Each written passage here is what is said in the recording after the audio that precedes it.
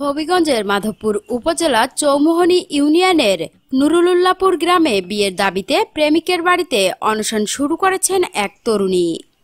স্থানীয় সূত্রে জানা গেছে, বারুরা গ্রামের ওই তরুণী দীর্ঘ 20 দিন ধরে নুরুল্লাহপুর গ্রামের প্রবাসী মোহাম্মদ আব্দুর রহিমের সঙ্গে প্রেমের সম্পর্কে জড়িত ছিলেন। সম্প্রতি রহিম বিয়ে করতে গড়িমসি শুরু করলে সোমবার সকাল 11টার দিকে তরুণী তার বাড়িতে গিয়ে অনশন ও অবস্থান কর্মসূচি শুরু করেন।